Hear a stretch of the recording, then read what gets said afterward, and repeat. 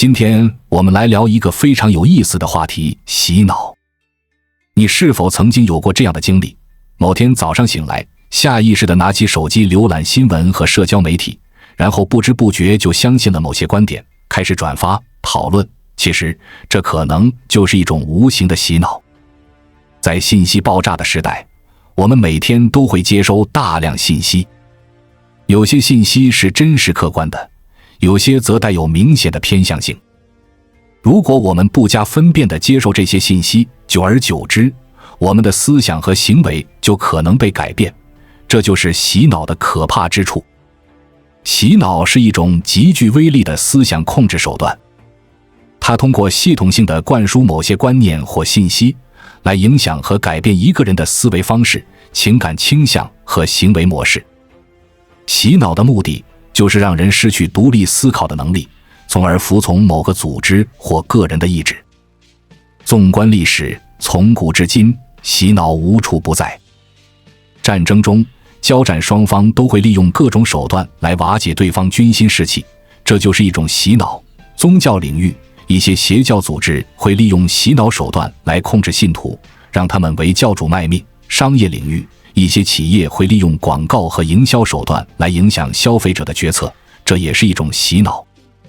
可以说，任何需要说服他人、影响他人的场合，都可能存在洗脑的影子。那么，这些让人防不胜防的洗脑手法究竟有哪些呢？接下来我们就来逐一分析。第一个手法，信息封闭。信息封闭是最常见也是最有效的洗脑手法之一。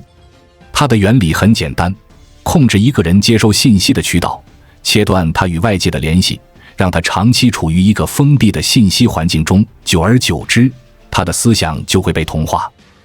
这就像把一个人关在一个密不透风的黑屋子里，只给他一个信息来源。时间久了，他对外界的认知就会严重偏颇，甚至完全丧失独立思考的能力。极端组织最擅长使用信息封闭的手法，他们会严格控制成员的生活，限制他们与外界接触，只允许他们接受组织提供的信息。比如，某些邪教组织会要求信徒与家人断绝来往，搬到封闭的庵堂或农场生活。在那里，他们每天都要学习教主的教诲，参加各种仪式，而与外界完全隔绝。日复一日，在封闭和灌输中，许多信徒最终丧失了独立人格，成为教主的傀儡。再比如，在战争中，交战双方往往会切断对方的通讯，控制对方收听和收看的内容，向对方投放各种宣传品。在这样的信息封锁下，士兵很容易对战争产生错误认知，甚至怀疑自己的信仰。二战期间，纳粹德国就非常擅长利用信息封闭的手段来误导民众和士兵。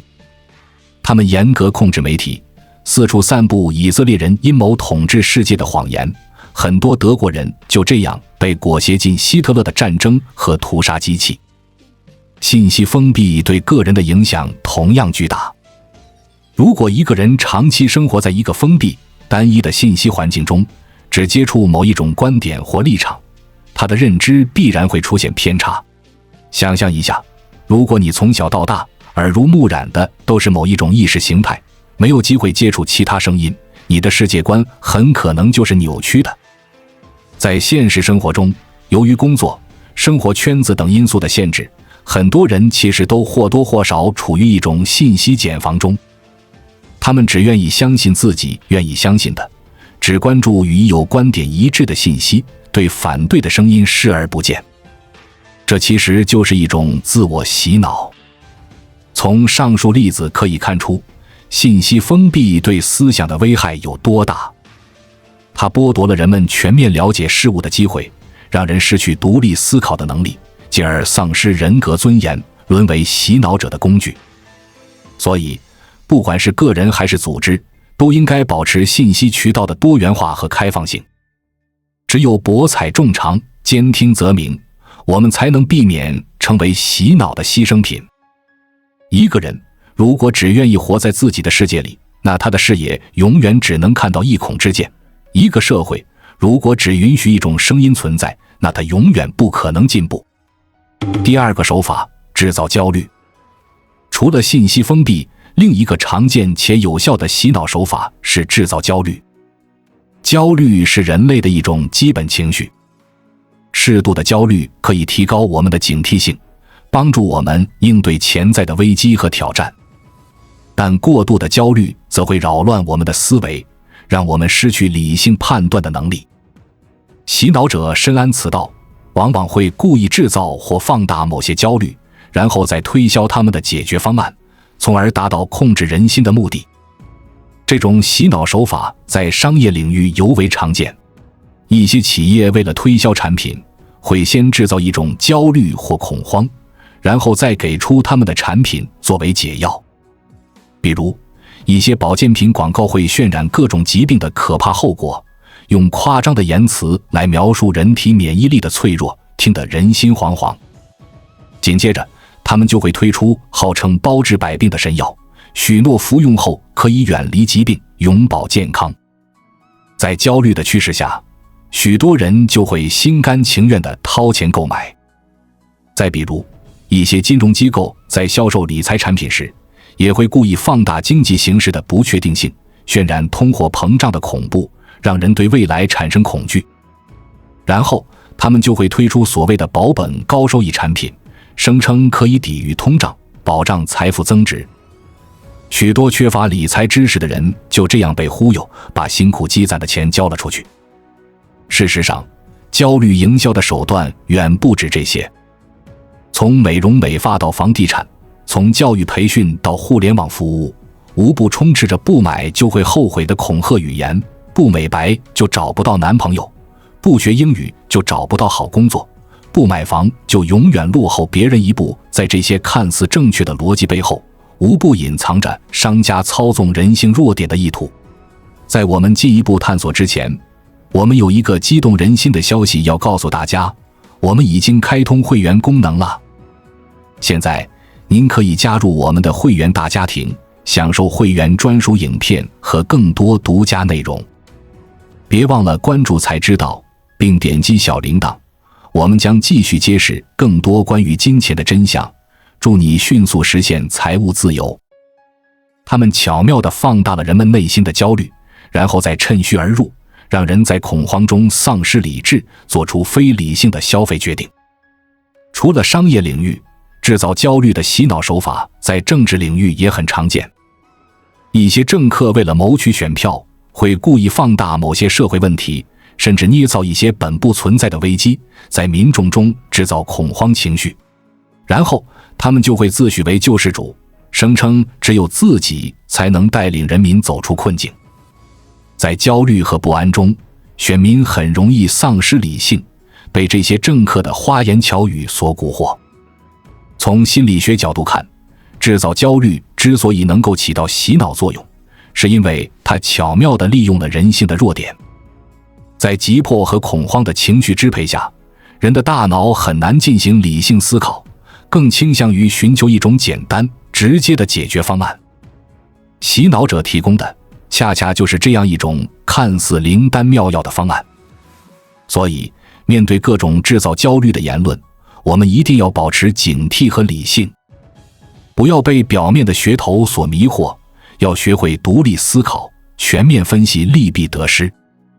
任何听起来过于美好的承诺，背后都可能隐藏着欺骗和陷阱。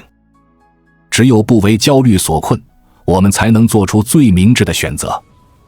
第三个手法，诉诸权威。诉诸权威是另一种常见的洗脑手法。所谓权威，就是指那些在某领域内有威望、有影响力的人或机构。他们的言论和看法往往能够对普通大众产生很大的影响。洗脑者深知这一点，因此常常利用权威的力量来为自己背书，从而达到蛊惑人心的目的。这种洗脑手法广泛存在于广告宣传中。一些企业为了推销产品，会请来各路明星、专家，让他们出面为产品代言。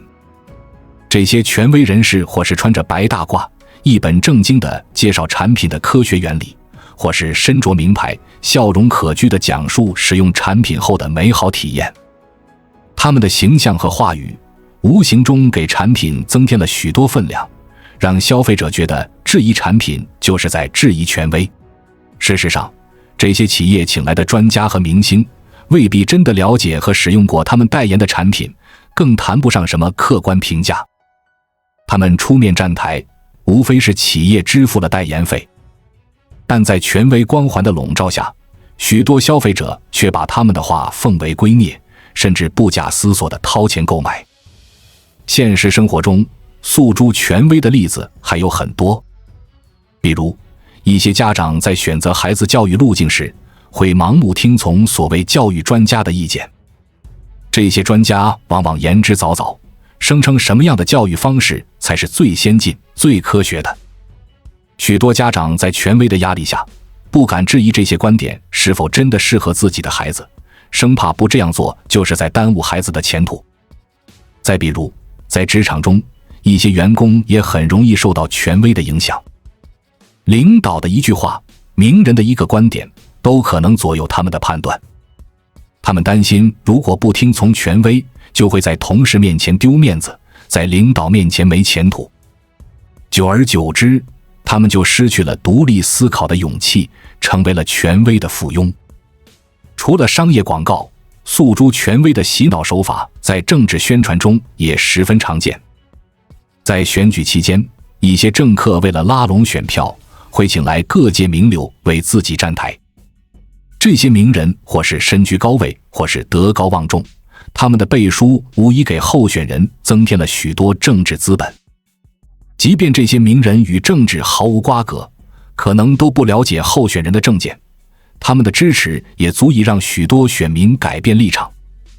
从社会心理学的角度看，诉诸权威之所以有如此大的影响力，是因为它迎合了人们崇拜权威、从众心理的弱点。在漫长的历史中，人类形成了对权威的敬畏和服从。人们往往下意识地认为，权威人士掌握着更多的资源和信息，他们的判断必定是正确和值得信赖的。同时，与权威保持一致，也能让人获得心理上的安全感和归属感。正是基于这样的心理，许多人才会盲从权威，丧失独立思考的勇气。当然，并不是所有的权威都是错误的，一些真正的专家和学者，他们的观点确实值得我们认真对待。但即便如此，我们也不能完全放弃自己的判断力。任何观点都需要经过自己的独立思考和求证才能下定论。真理往往掌握在每一个人自己手中，而不是权威的言说中。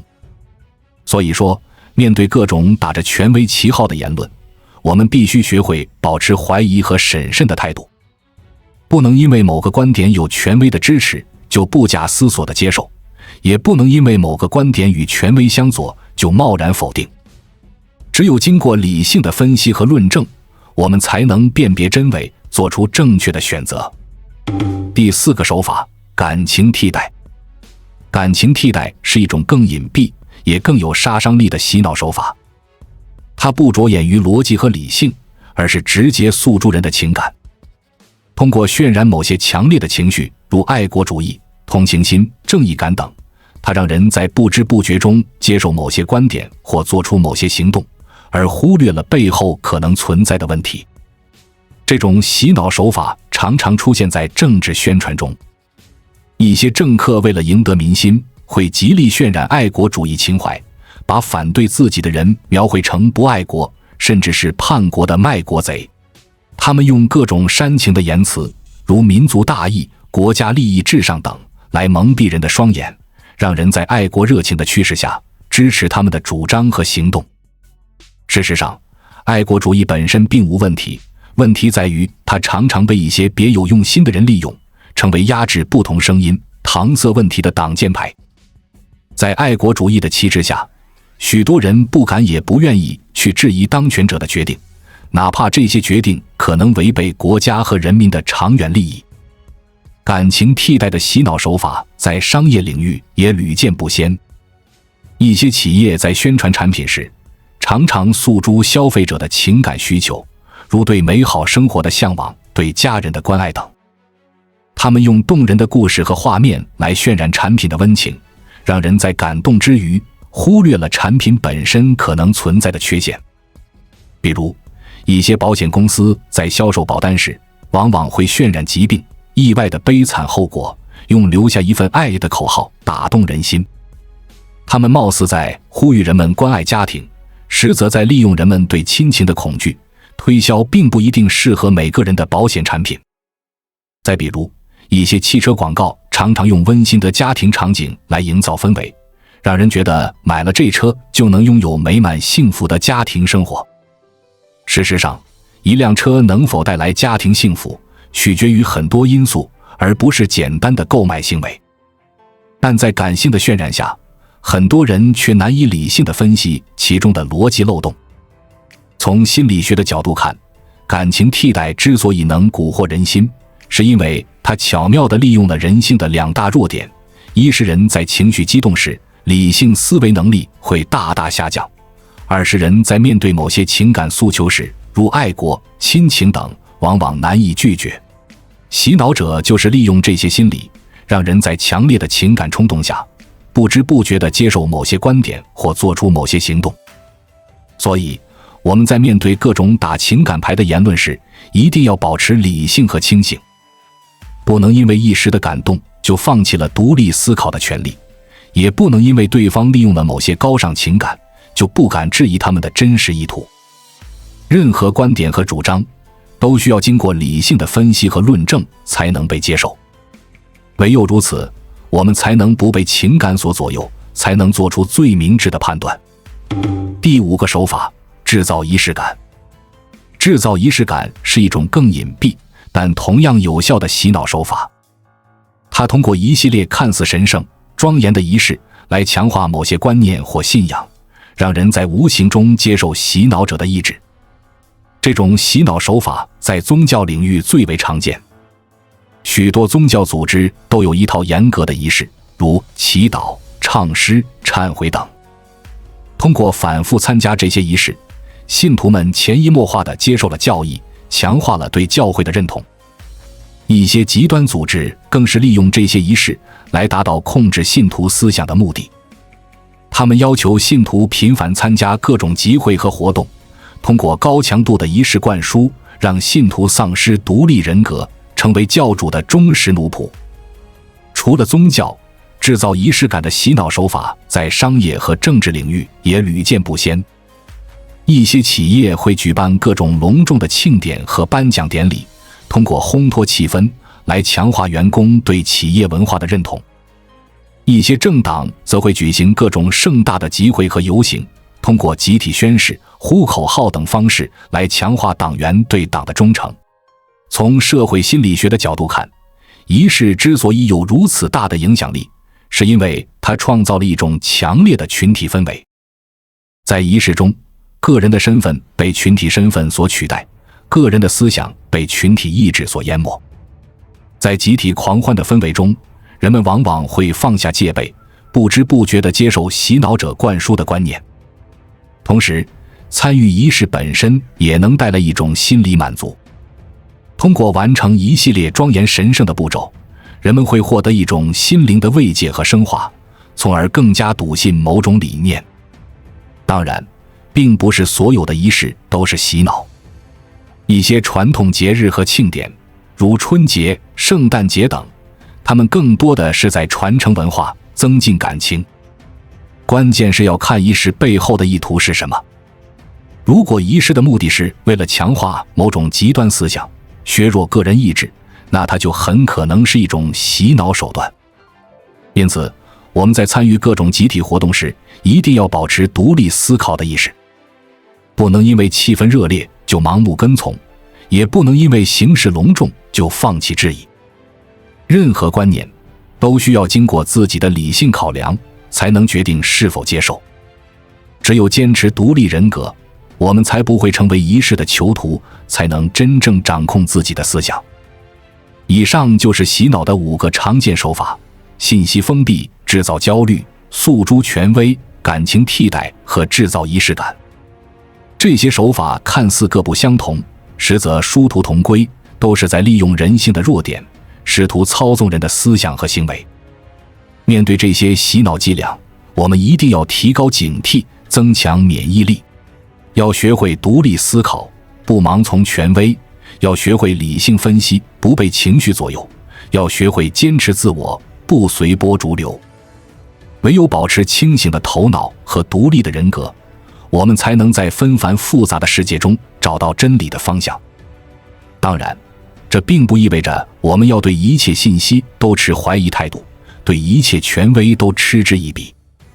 合理的怀疑是必要的，但过度的怀疑则可能导致偏执和极端。我们需要的是一种平和理性的心态，要虚心接纳不同的声音，但也要勇于质疑，善于思辨。只有在不同观点的碰撞中，真理才能越辩越明。说到底，抵御洗脑最根本的办法，还是要加强我们的人文素养和思辨能力。广泛涉猎，博览群书，了解不同的知识和观点，加强逻辑训练和批判性思维，学会从多角度分析问题，培养独立人格和自主意识，敢于坚持自己的判断。唯其如此，我们才能建立起强大的精神堡垒，在错误和谬误面前岿然不动。这也正是教育的意义所在。真正的教育不应该是灌输现成的答案，而应该是启发学生自己去思考问题；不应该是要求学生盲从权威，而应该是鼓励学生勇于质疑，敢于创新。唯其如此，教育才能培养出真正独立、智慧的公民，而不是制造思想的奴隶。同时，我们也要为营造一个开放、包容的社会氛围而努力。一个健康的社会应该是百家争鸣、百花齐放的，而不是只允许一种声音存在。应该鼓励不同观点的交流和碰撞，而不是对不同意见讳莫如深、避而不谈。唯其如此，整个社会才能在思想的激荡中不断进步，在真理的光芒下走向未来。反洗脑，说到底是一场思想的革命，是对独立思考权利的捍卫。它需要我们每个人的清醒和勇气，需要我们对真理的执着追求。这场革命的胜利不会一蹴而就，但只要我们携手前行，总有一天，我们能让理性的光芒照亮人心，让自由的思想开遍花朵。所以，让我们从自己做起，从现在做起。面对纷繁复杂的世界，保持一颗清醒的头脑，保持一股批判的勇气。不因噪音而迷失方向，不因诱惑而丧失本心。在独立思考中找到自我，在真理追求中实现自由。这是我们每一个人的使命，也是我们这个时代的希望。因为只有思想自由，我们才能真正拥有自由的人生。关注我，我是才知道，带你解锁更多金钱的真相。